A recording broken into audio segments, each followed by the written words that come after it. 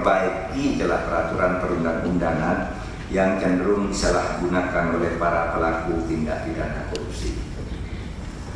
Berdasar hasil review UNCSC putaran 1 dan 2, setidaknya terdapat beberapa isu yang perlu diprioritaskan di Indonesia, yaitu, saya sebut beberapa hal saja: peningkatan transparansi dan integritas sektor publik dan penguatan pelaksanaan reformasi birokrasi.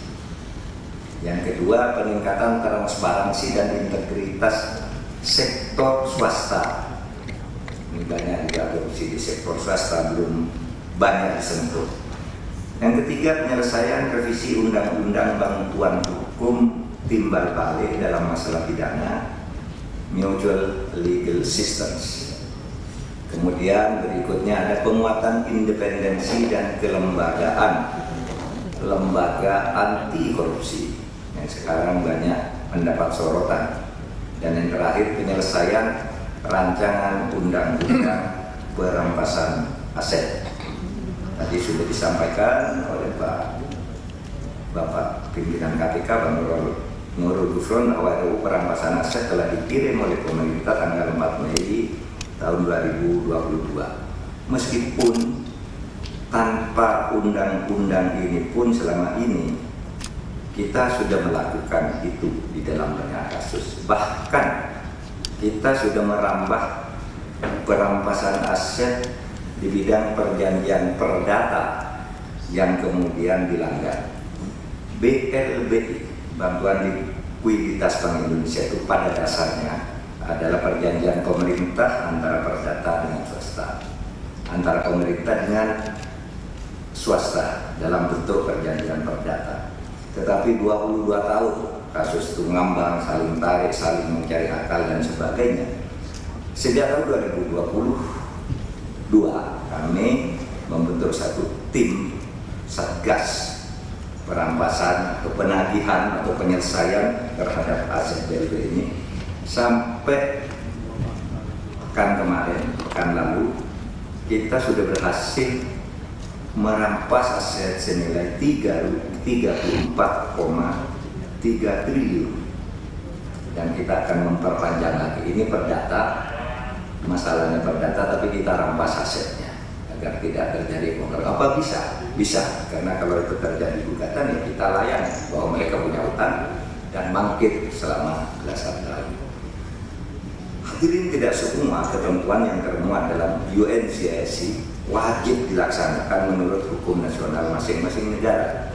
Ketentuan dalam UNCSC terbagi atas dua pelaksana, itu mandatory offenses dan non-mandatory offenses. Mandatory offenses artinya yaitu masalah-masalah yang sudah ada kesepakatan dari seluruh peserta konvensi untuk mengatur tindakan tersebut dalam undang-undang nasionalnya, sehingga menimbulkan kewajiban dari negara pihak. Sebaliknya, non-mandatory offenses artinya tidak ada kesepakatan di antara peserta konvensi untuk menyatakan tindakan tersebut sebagai kegiatan yang perlu dikriminalisasi. Tidak ada kesepakatan itu artinya tidak aklamasi, ada yang setuju, ada yang tidak, gitu, sehingga tidak menjadi keputusan bersama.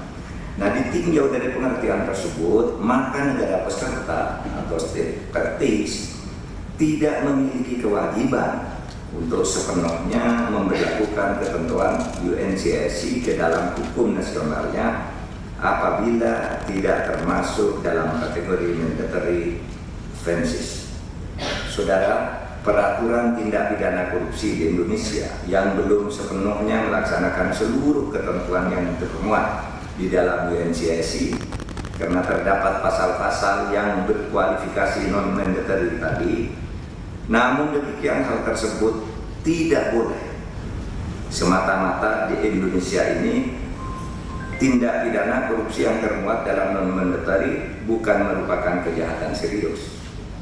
Itu serius. Ini hanya karena belum disepakati secara aklamasi oleh peer review saja. Kita tetap menganggap ini penting untuk dilakukan di Indonesia. Terdapat 4 tindak pidana korupsi dalam UNCSC yang bersifat non-mandatory offenses, namun memiliki universal untuk lebih lanjut diatur dalam undang-undang tindak pidana kita. Ini penting. Satu, trading in influence atau perdagangan pengaruh. Seorang pejabat legislatif mempertemukan seorang swasta dengan pemerintah yang membuat keputusan, lalu dia mendapat bagian, diam-diam dan masuk penjara. Ini hanya kreativitas KPK saja. Aturannya ini belum ada secara resmi, tapi bagus itu dilakukan. Kita mesti tahu contohnya orang yang baru keluar penjara, dan banyak sekali perdagangan pengaruh itu. Nyuruh orang mempengaruhi pengadilan, pengadilannya di mana-mana dipengaruhi begini. Itu banyak sekali.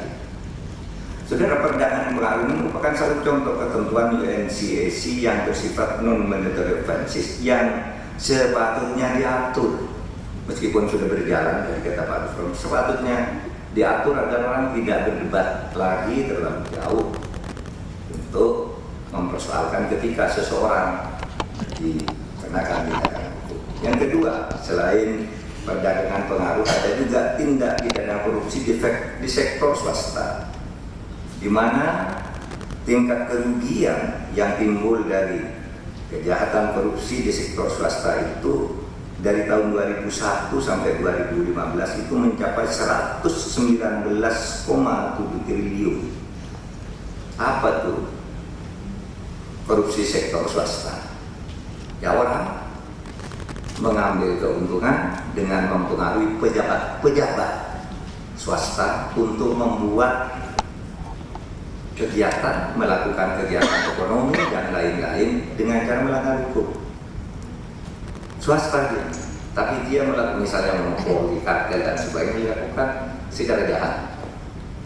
Nah, ini juga perlu diatur karena banyak. Yang ketiga, tindakan memperkaya diri sendiri secara tidak sah atau illicit enrichment.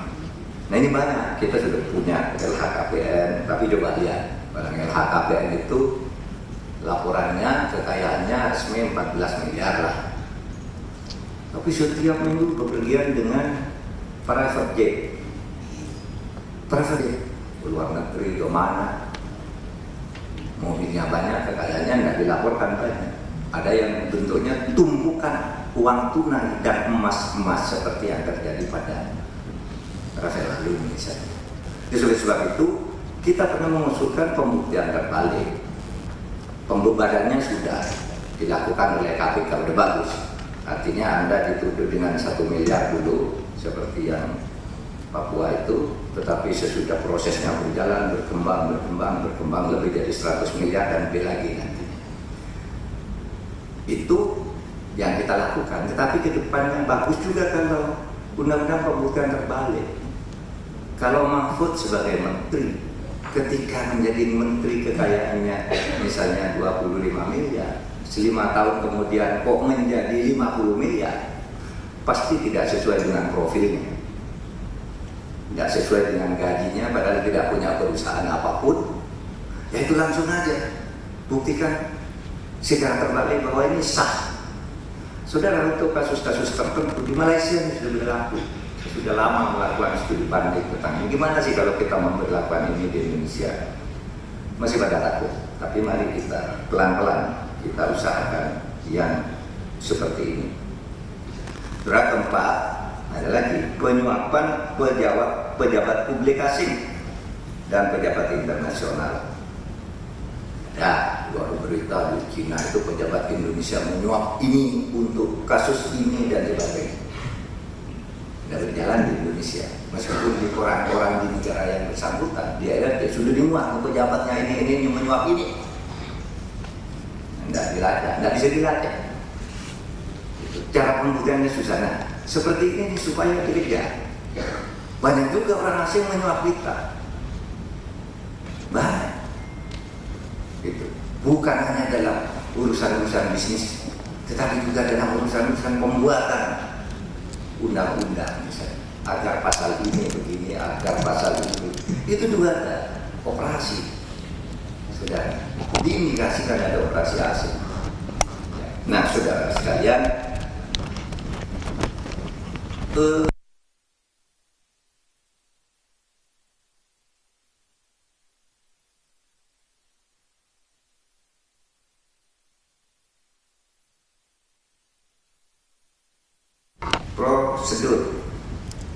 di DPR tidak selalu mudah. Kalau kita membuat undang-undang apa di DPR, seperti tadi kata Pak Gubernur, kita dulu ditantang oleh DPR untuk buat RUU perampasan aset. Karena kita mengatakan studi kita buat tanggal 4 Mei sampai sekarang belum ada tindak lanjut.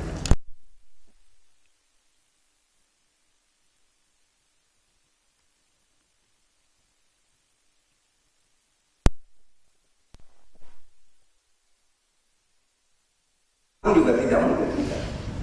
Ketika kita mau memberikan koreksi-koreksi apa dibilang, Mahkamah Agung itu kan independen.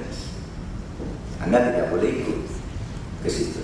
Atau contoh misalnya kalau dengan DPR kita membuat undang-undang reformasi di bidang politik saja, yang bisa menurut undang-undang partai politik, undang-undang Susduk MPR, MD3 itu, MPR, DPR. Itu kan tidak mudah. Kalau masyarakat sudah punya usul ini penting, tidak boleh masuk ke sana. Ini juga perlu kesadaran kolektif kita. Nah, saudara sekalian, oleh sebab itu saya kira kita harus punya kesadaran kolektif. Saya ingin memberitakan satu hal yang terakhir, bahwa pekan lalu, tanggal 27 Oktober tahun 2023, kita itu sudah resmi menjadi anggota Financial Action Task Force (FATF). Itu satu rezim anti pencucian uang dan anti pendanaan terorisme.